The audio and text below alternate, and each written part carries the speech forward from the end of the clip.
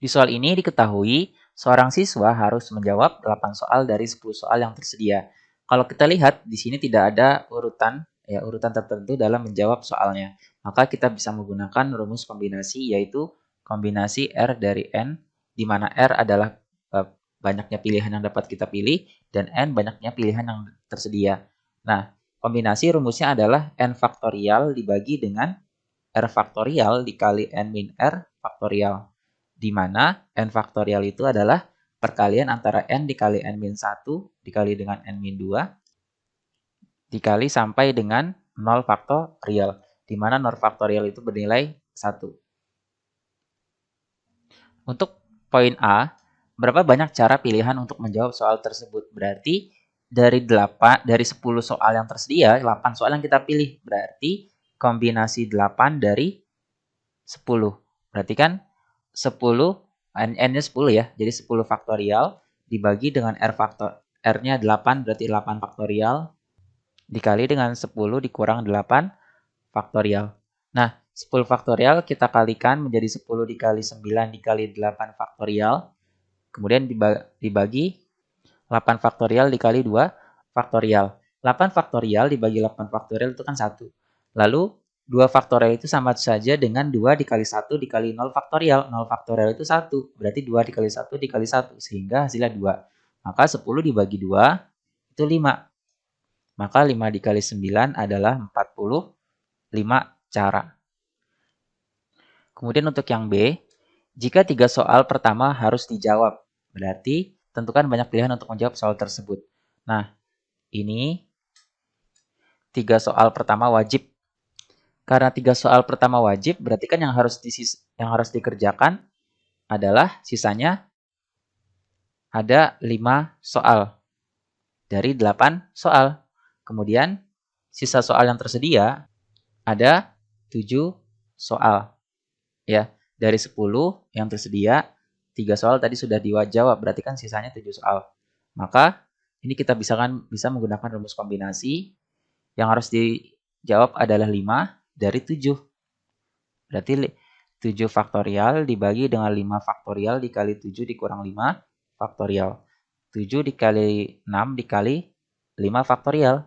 Agar kita bisa bagi dengan 5 faktorial. Ini jadi 2 faktorial ya. 5 bagi 5, 1. Nah, 5 faktorial dibagi 5 faktorial, 1. Kemudian ini kan 2. Seperti tadi ya, 6 dibagi 2, 3.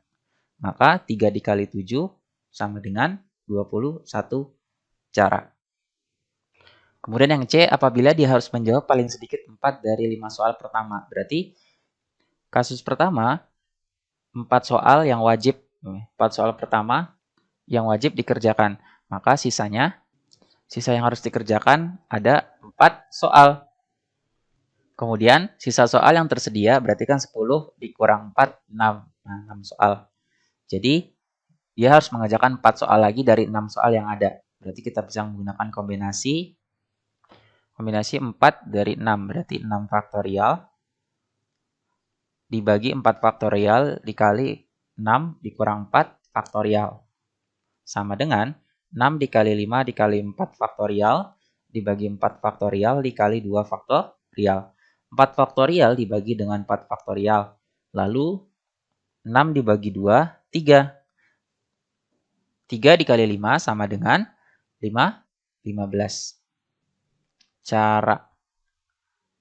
Kemudian untuk kasus yang kedua, karena tadi paling sedikit 4 dari 5, berarti kan bisa 5 soal pertama yang wajib dikerjakan. Maka sisa yang harus dikerjakan ada 3 soal. Kemudian sisa soal yang tersedia ada 5 soal.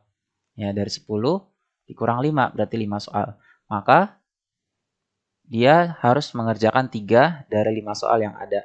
Maka kombinasinya adalah kombinasi 3 dari 5. Maka 5 faktorial dibagi dengan 3 faktorial dikali 5 dikurang 3 faktorial. 5 dikali 4 3 faktorial dikali dengan 2 ya, 2 faktorial. 3 faktorial dibagi dengan 3 faktorial 1. 4 dibagi 2 itu berarti 2. 5 dikali 2 sama dengan 10 cara. Maka kita hanya perlu menjumlahkannya saja. 15 cara dengan 10 cara. Yang tadi ya. Yang 4 soal pertama wajib dan 5 soal pertama wajib. Berarti 15 ditambah 10 sama dengan 25 cara. Oke, sekian. Sampai jumpa di soal berikutnya.